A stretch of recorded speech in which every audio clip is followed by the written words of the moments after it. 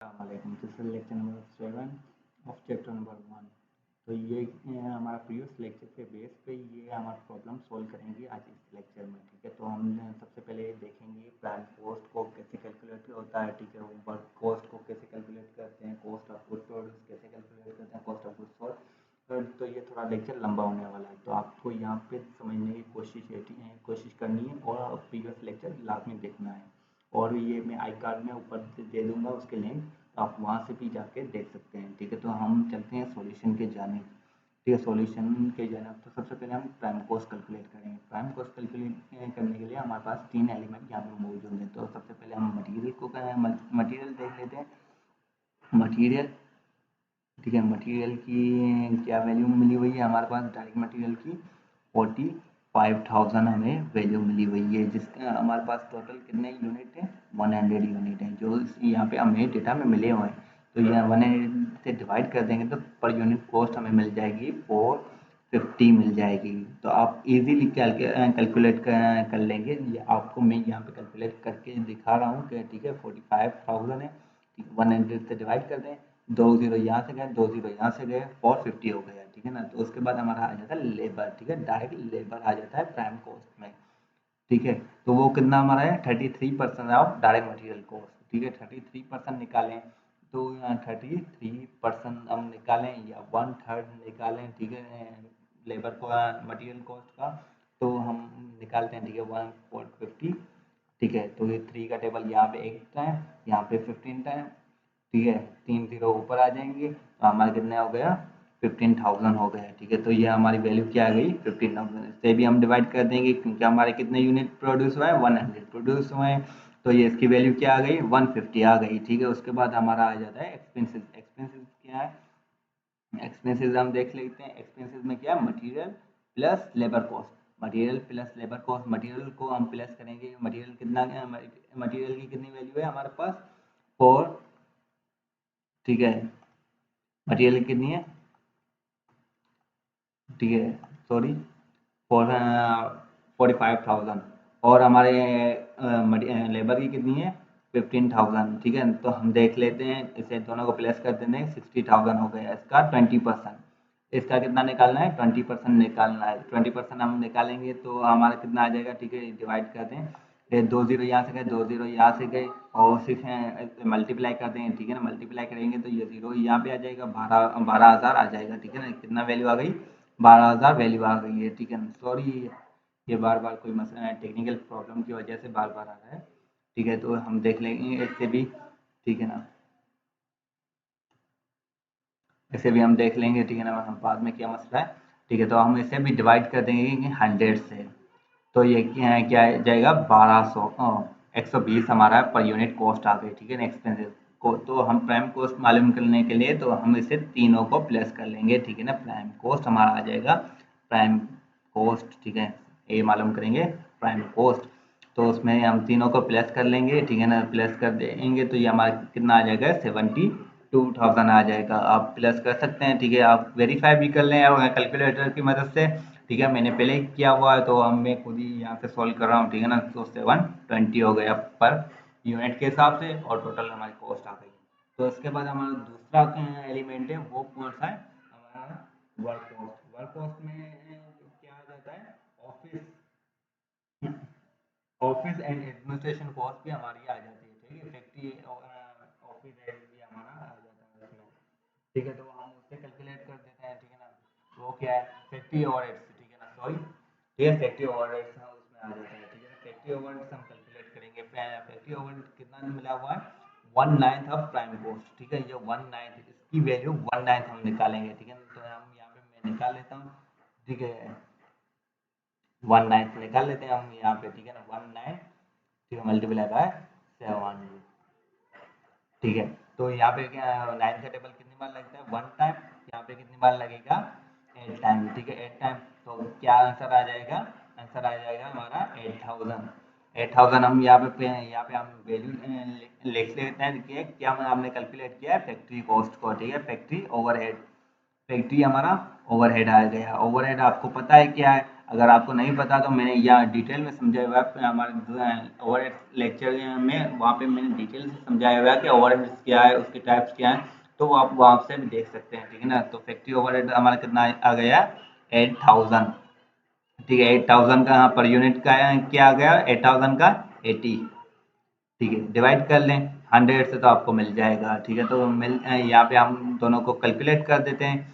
Calculate करेंगे तो ये क्या आ गया, 80,000, ठीक है। 80,000 आ गया यहाँ पे, पर यूनिट क्या, 800, ठीक है। तो ये हमें क्या मिल गया, सेकेंड हमारा एलिमेंट मिल गया, ठीक है। सेकेंड हमारा बी मिल गया, ठीक है। हम 20 लिख लें या 2 लिख लें, ये हमारा क्या आ गया, वर्क कॉस्ट मिल गई हमें, ठीक है। ये क्या है, वर्क कॉस्ट, ठीक है।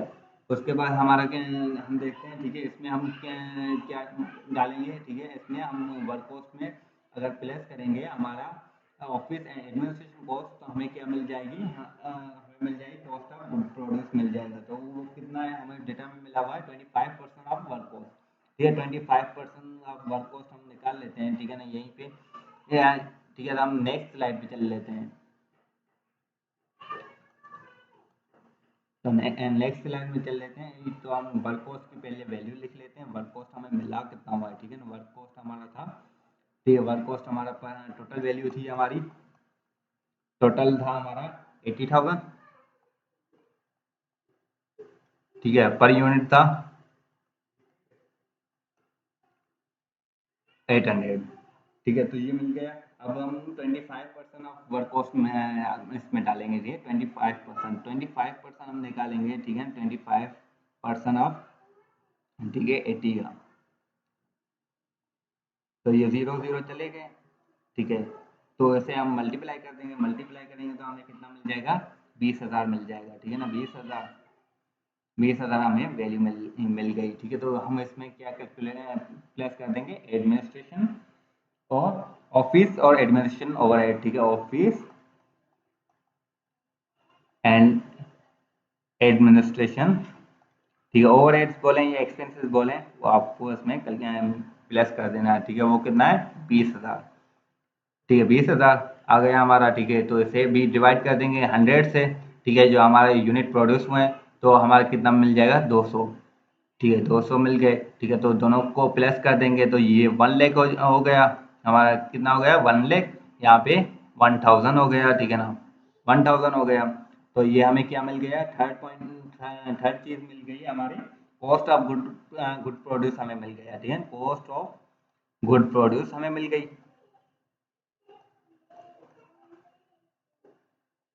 ठीक है। गुड प्रोड्यूस मिल गई हमारी, ठीक है। उसके बाद हम कैलकुलेट करेंगे हमारे कॉस्ट ऑफ गुड्स सोल्ड में कैलकुलेट करेंगे। इसमें हमें कैलकुलेट करने के लिए हमें दो चीज़ चाहिए, एक तो हमें चाहिए, ठीक है ना, एक तो हमें चाहिए, हम ऐड करेंगे opening stock of finish good, ठीक है। आपको प्रीवियस लेक्चर लास्ट में देखना है, वहाँ पे मैं बताया क्या वो के रॉ मटेरियल किस चीज़ में आएगा, ठीक है। वर्क इन प्रोग्रेस जो हमारी इन्वेंट्री है वो कहाँ पे आएगी, ठीक है। कॉस्ट ऑफ गुड्स सोल्ड में हम क्या कैलकुलेट करते हैं, फिनिश गुड को कैलकुलेट करते हैं, ठीक है। तो हमारे यहाँ पे क्या चीज़ आएगी, ऐड करेंगे, ऐड क्या करेंगे हमारी, ऐड करेंगे, ठीक है। जो हमारी opening stock of finish good है, ऐड करेंगे ओपनिंग स्टॉक ऑफ,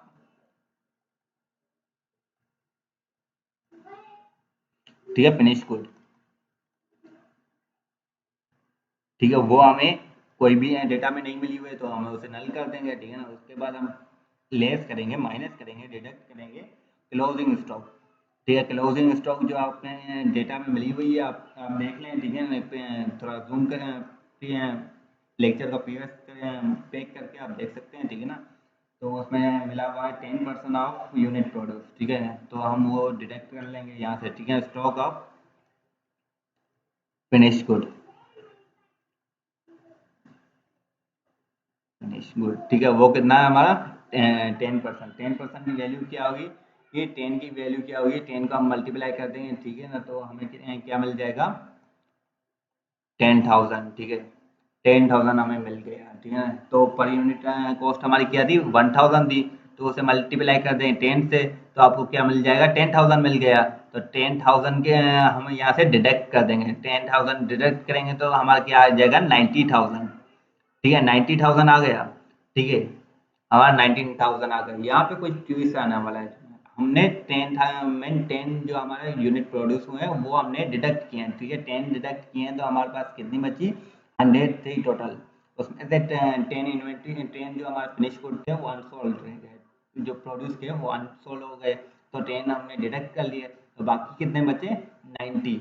तो 90 हमारे बाकी यूनिट्स बचे हैं जो हमने कॉस्ट सोल्ड किए तो हम इसे किस चीज़ से डिवाइड करेंगे, 90 से डिवाइड करेंगे, तो 90 से डिवाइड करेंगे तो हमारी कॉस्ट क्या आ जाएगी, पर यूनिट हमारी क्या कॉस्ट क्या आ जाएगी, 1000 ही आएगा, ठीक है ना, 1000 ही आएगा। तो यहाँ पे आपको कुछ समझ यहाँ पे आपको ये चीज़ याद रखनी है कि आपने जो हमारी closing stock of finish good है वो डिडक्ट करनी है, ठीक है। ये भी मैंने आपको प्रीवियस लेक्चर में बताया कि आपको वो लेक्चर लाजमी सुनना है, ठीक है। ये आपने क्या मालूम कर दिया, कॉस्ट ऑफ गुड्स सोल्ड, ठीक है, कॉस्ट ऑफ गुड्स सोल्ड हमने मालूम कर ली है, ठीक है। ये हमारी फोर्थ एलिमेंट मालूम हो गया, ठीक है। उसके बाद हम कॉस्ट ऑफ सेल्स मालूम करेंगे, ठीक है ना। फिफ्थ हमारे पास है कॉस्ट ऑफ गुड्स सोल्ड, तो ये हमने वो कितनी आ रही है हमारी कॉस्ट ऑफ गुड्स सोल्ड, हमें क्या मिला हुआ है कॉस्ट ऑफ गुड्स सोल्ड,